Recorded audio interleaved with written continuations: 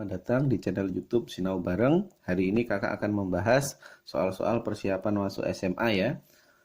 Jangan lupa sebelum kakak membahas, jangan lupa like, share, dan subscribe video kakak supaya kakak bisa buatkan soal-soal berikutnya.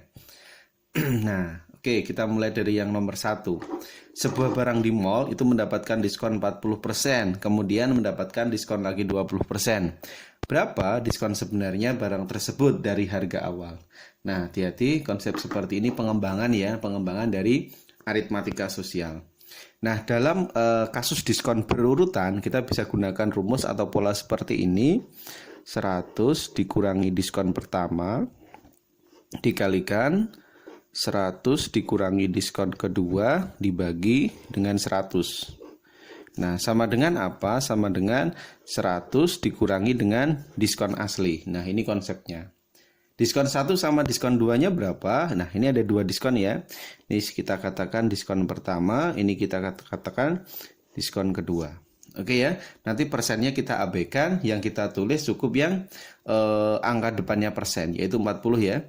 Berarti 100 min D1, berarti 100 dikurangi dengan 40. Nah, dikalikan dengan 100 dikurangi D2-nya adalah 20 dibagi 100 sama dengan adalah 100 dikurangi dengan D.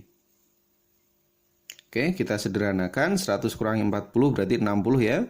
60 dikalikan dengan 80 dibagi dengan 100 sama dengan 100 dikurangi dengan D.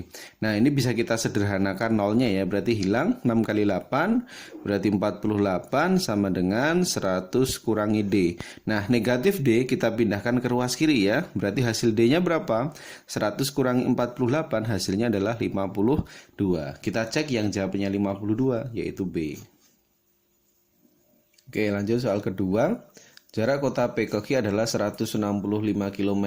Oke ya, bisa kita buat pemisalan dulu. Misalnya ini ada jaraknya ya. Oke, segini itu jaraknya adalah 165 ya km. Nah, terus kasusnya Andi berjalan naik motor dari P ke Q. Ini misalnya P, ini misalnya Q. Nah, berarti ini V Andi, kecepatannya Andi, VA gitu aja ya. Terus ini ya, 30 km per jam, berangkatnya jam 8.15. Budi berjalan naik motor dari Q ke P, berarti kebalikan ya, berarti Budinya dari sini, dari Q, dengan kecepatan 20 km, berangkat pukul 8.45. Pada pukul berapa mereka akan saling berpapasan? Nah, prinsipnya apa? Ketika konsep saling berpapasan, bisa kita tulis dulu, berpapasan, itu konsepnya adalah VA dikalikan NA ditambah VB dikalikan NB sama dengan S. Nah, S itu artinya jarak. Oke ya, langsung kita masukkan saja VA. VA itu artinya kecepatan si Andi. Nah, kecepatan Andi berapa? Di sini adalah 30. Terus NA itu adalah waktu ya, atau tulis tidak masalah. Nah, NA-nya berapa? NA-nya ini waktunya tadi antara si Andi sama si Budi selisih 15 menit ya. Selisih 30 menit ya. Berarti untuk NA-nya bisa saya tulis T plus 30 menit, berarti setengah ya. Nah, setengah jam artinya. Jadi kita buat dalam hitungan jam, setengah jam. Ditambah VB-nya itu adalah kecepatannya si Budi, kecepatannya Budi adalah 20 km per jam. Dengan NB-nya waktunya Budi adalah T. Jadi intinya waktunya A sama waktunya B itu selisih setengah jam. Sama dengan S itu jaraknya adalah 165. Nah, dari bentuk berikut bisa kita jabarkan ya. 30 kali T, 30T, 30 kali setengah 15 ditambah 20T, hasilnya 165. Oke, 30 tambah 20, 50T ya. Sama dengan 15-nya kita pindah 150. Berarti T-nya ketemu adalah 3 jam. Nah, oke ya. Setelah T-nya kita dapat 3 jam, terus langkah berikutnya bagaimana? Langsung kita tambahkan saja dari mula-mula tadi. Oke, si Andi tadi kan berangkatnya pukul berapa? 8.15 ditambah dengan 3 jam. Nah, oke, berarti didapat hasilnya adalah 11.15. Ditambahkan lagi. Nah, ditambahkan lagi dengan ini tadi Andi adalah setengah jam lebih cepat ya, ditambah setengah jam ini berarti ditambah 30 menit. Nah, berarti didapat hasilnya adalah 11.45. 11.45 adalah B. Lanjut nomor 3. Diketahui himpunan A adalah X di mana X kurang dari 15, X anggota bilangan komposit. Nah, apa itu bilangan komposit? Bilangan komposit adalah bilangan selain prima dan 1. Nah, oke ya, bilangan selain prima dan 1.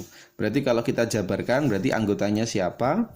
Nah, anggotanya A kalau kita tulis ya, berarti selain prima dan 1. 1 nggak masuk, 2, 3 nggak masuk, 4 ya. Kita mulai dari angka 4, 6, 8, 9, 10, 12, 13 enggak, 14, 15 nggak ikut ya, karena batasnya cuma sampai angka 15. Nah, oke ya. Jadi kita punya berapa anggota ini? 1, 2, 3, 4, 5, 6, 7 ya. Berarti N-nya ada 7 anggota. Nah, dari N sama dengan 7 anggota, kita disuruh mencari banyak himpunan bagian yang terdiri dari 3 anggota. Bagaimana untuk mencari himpunan bagian? Nah, kalau konsepnya itu ada yang menggunakan yang namanya segitiga Pascal ya. Tapi kita bisa gunakan cara lain. Himpunan bagian terdiri 3 anggota. Nah, konsepnya cukup sederhana, kita gunakan konsep kombinasi ya namanya ya.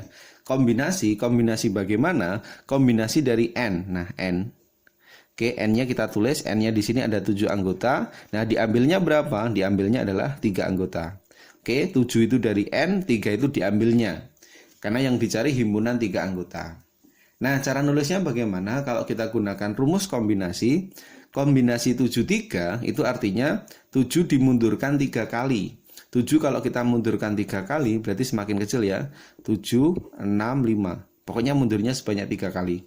Dibagi, bawahnya juga mundur ya. Karena di sini angkanya 3, berarti kalau kita mundurkan 3, 2, 1. Nah, 3 kali 2, 6, kita sederhanakan dengan atas. 7 kali 5, 35. Oke, jawabnya adalah A. Lanjut soal yang keempat, diketahui persamaan berikut, tentukan nilai X per Y-nya. Nah, ingat kalau dalam mencari sistem persamaan linear kita harus menyamakan koefisiennya ya. Nah, karena di sini penyebutnya udah sama ya, di sini X, di sini juga X, kita lihat pembilangnya. Di sini 1, sini 2. Oke, kita kalikan saja 2, ini kita kali 1. Oke, berarti didapat 2 per X ditambah 2 per Y sama dengan 10, bawahnya sama. 2 per X dikurangi 3 per Y sama dengan negatif 5. Oke, sekarang dari bentuk berikut tinggal kita kurangkan. 2 per X kurangi 2 per X habis ya. Berarti didapat 2 per Y min, ini adalah 5. 5 per Y sama dengan 15. Oke ya, bisa kita sederhanakan. Ini 1, ini 3 ya. Berarti Y-nya adalah 1 per 3. Nah, ini belum selesai. Tugas kita sekarang masih mencari X. Oke ya, bisa kita masukkan ke salah satu persamaan bebas nih. Kita masukkan aja ke persamaan atas. Terserah ya, mau yang mana boleh bebas. Oke, berarti 2 per X ditambah 2 per Y. Y-nya 1/3 sama dengan 10. 2 per X ditambah ke atas berarti 6 ya. Ini 10. 2 per X sama dengan 4 ya, kita sederhanakan 1, ini 2. Berarti hasil X-nya sama dengan setengah. Nah, ada X, ada Y udah ketemu, langsung dicari. Jadi, X bagi Y, X-nya masuk, 1/2 dibagi Y-nya adalah 1/3. Berarti pindah ke atas 3/2. Oke, 3/2 jawabnya C. Lanjut, nomor 5. Diketahui persamaan kuadrat mempunyai akar X1 dan X2. Nah, ingat dalam persamaan kuadrat, nanti kita tulis dulu X1 plus X2 sama X1 kali X2. Nah, rumusnya apa? X1 plus X2 adalah min B per A. X1 kali X2 rumusnya adalah C bagi A. Oke ya, kita tulis dulu koefisiennya. Ini sebagai A, ini B, dan ini adalah C. Oke, langsung kita masukkan. Berarti min B per A, min sama min 2 berarti positif 2 ya. Dibagi dengan A, A-nya 1. Nggak usah kita tulis. Terus C bagi A berarti 3 bagi 1 berarti hasilnya 3. Oke, sekarang yang kita cari adalah X1 pangkat 3 ditambahkan X2 pangkat 3. Nah, cara mendapatkan rumus ini bagaimana? Kita jabarkan dulu dari ini. X1 plus X2 pangkat 3. Nah, bentuk ini kalau kita jabarkan itu adalah X1 pangkat 3 ditambah 3X1 kuadrat X2 ditambah 3X1 X2 kuadrat ditambah X2 pangkat 3. Nah, ini penjabarannya. Oke, berarti bisa kita tulis X1 plus X2 pangkat 3 sama dengan, ini kalau saya dekatkan ya, X1 pangkat 3 ditambah X2 pangkat 3 saya dekatkan. Terus yang bentuk ini bisa kita kelompokkan ya. Berarti saya tulis 3X1 X2 kurung buka X1 plus X2. Nah, bentuknya jadi seperti ini. Oke, sekarang yang bentuk ini kita pindahkan ke ruas kiri ya. Berarti kita tulis X1 plus X2 pangkat 3, ini kan plus, pindah jadi min. 3X1 X2, X1 plus X2 sama dengan X1 pangkat 3 ditambahkan X2 pangkat 3. Oke, langsung kita masukkan saja ya. X1 plus X2 itu adalah 2 di pangkat 3. 3 kali X1 kali X2 adalah 3. X1 plus X2 adalah 3. Nah, sama dengan ini adalah X1, ini tadi adalah 2 ya. 2 yang benar. X1 pangkat 3 ditambah X2 pangkat 3. Seperti yang ditanyakan. Oke, 2 pangkat 3 berarti 8 ya. 8 dikurangi dengan 18. Oke, berarti hasilnya adalah negatif 10 ya. Negatif 10. Jawabnya adalah yang C. Lanjut soal nomor 6. Jika tanggal 6 Mei 2020 adalah hari Rabu, maka tanggal 17 Agustus 2020 adalah hari apa? Nah, ingat prinsipnya kalau dalam penamaan hari ya, jadi hari itu artinya kelipatan 7. Misalnya hari ini adalah hari Senin. Nah, nanti 7 hari ke depan itu harinya juga hari Senin. 7 hari ke depan, 14 hari ke depan, 21 hari ke depan itu jatuhnya di hari Senin. Intinya kelipatan 7. Nah, bagaimana kita bisa menyelesaikan soal nomor 6? Karena di sini intervalnya dari Mei sampai Agustus itu lumayan panjang ya, berarti kita hitung dulu. Oke, kita tulis dulu Mei ya, Mei. Nah, karena Mei itu kan 1 bulan ada 31 ya. Karena di sini udah berjalan 6 hari atau sampai 6 Mei, berarti kita tinggal 31 dikurangi dengan 6 ya. Berarti di bulan Mei masih ada 25 hari. Mei, terus Juni, Juli, nah sampai Agustusnya itu ya, sampai 17 Agustusnya. 17 Agustus. Nah, ini Juni itu artinya ada 30 hari ya. Juni 30, Juli 31. Nah, Agustus karena berhenti di tanggal 17, ini kita tulis 17. Oke, kita total 6 tambah 7 artinya 13 nyimpen 1 ya. Nyimpen 1, 6 9, 10 ya, berarti 103. Nah, dari 103 berikut, langkah berikutnya tinggal kita bagi dengan 7 ya. Nah, karena dalam hari adalah kelipatan 7. Oke, 103 dibagi dengan 7 yang mendekati ini 1, 7 ya. Ini 33. Kita bagi 33 bagi 7. 5, ini adalah 4 ya. 4, 7 kali 4, 28. Nah, sisanya adalah 5. Nah, dari 5 berikut, langsung kita tambahkan aja dengan hari yang diketahui di awal. Nah, artinya bisa kita tulis, berarti artinya hari Rabu ditambahkan dengan 5 hari ke depan. Nah, hari Rabu tambahkan 5 hari ke depan. Jadi yang dihitung adalah 5-nya ini. Oke, Rabu tambah 5 hari, berarti Kamis, Jumat, Sabtu, Minggu, Senin ya. Oke, berarti jatuhnya adalah di hari Senin. Kita cek Senin jawabnya adalah D. Lanjut soal nomor 7, diketahui gambar berikut, tentukan luas yang diarsir. Nah, ini yang diarsir ada 2 bagian ya, yaitu AED sama EBC. Sebelum kita mencari bagian tersebut, kita cari dulu luasan yang putih ya. Luasan yang putih adalah luas AEB. Nah, kita cari dulu luas AEB. Karena bentuknya segitiga adalah setengah alas kali tinggi ya. Setengah alasnya AEB, alasnya itu 8. Nah, tingginya AEB adalah 6. Oke, bisa kita sederhanakan, ini 4 ya, berarti hasilnya 24. Ini luas AEB. Oke, sekarang kita fokus pada yang dicari ya. Yang dicari di sini adalah luasnya dari AED. AED. Nah, gimana untuk mencari luas AED? AED itu adalah luasnya yang besar. Nah, ini yang besar dulu, kita tulis ABD. ABD kan segitiga yang besar ya, dikurangi dengan yang putih. Yang putih adalah luas AEB. Nah, prosesnya seperti ini. Berarti ABD dikurangi AEB. Oke, luas ABD. Luas ABD berarti setengah, alasnya itu 8, dan tingginya berarti total ini ya. 8 tambah 8 adalah 16, tambah 6 berarti 22.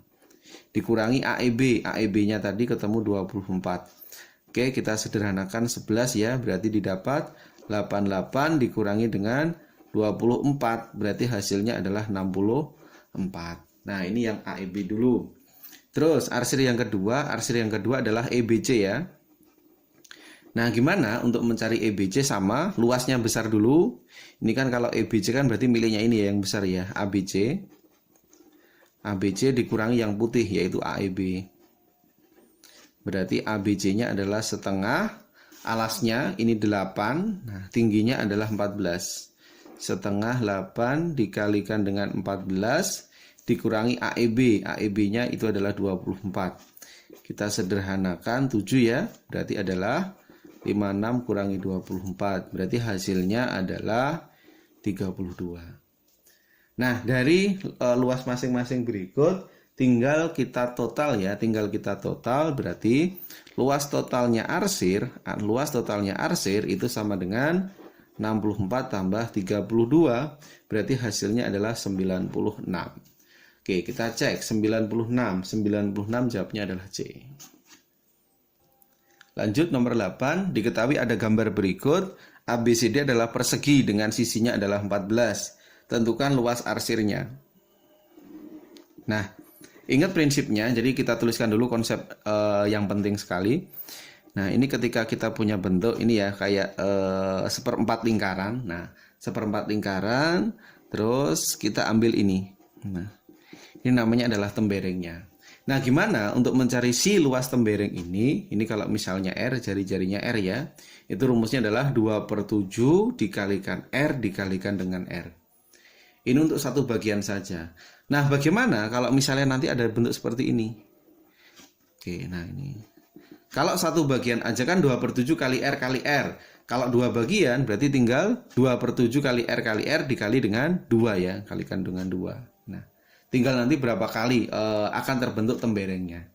Oke, itu konsepnya ya. Nanti bisa kita kaitkan. Oke, sekarang kita pandang soalnya. Nah, ketika kita punya gambar seperti ini, kalau kita gunakan konsep yang tadi yang udah saya tuliskan, nah ada berapa kali tembereng nanti di sini kalau kita belah ya. Nah, jadi ilustrasikan kalau ini kita belah. Nah, kita belah. Nah, berarti ada berapa kali tembereng ini ya? Ini kan komponen kan berarti ada 2 ya. Ini kan gabungan ya. 2, 2, 2, 2. Berarti kan 8 ya.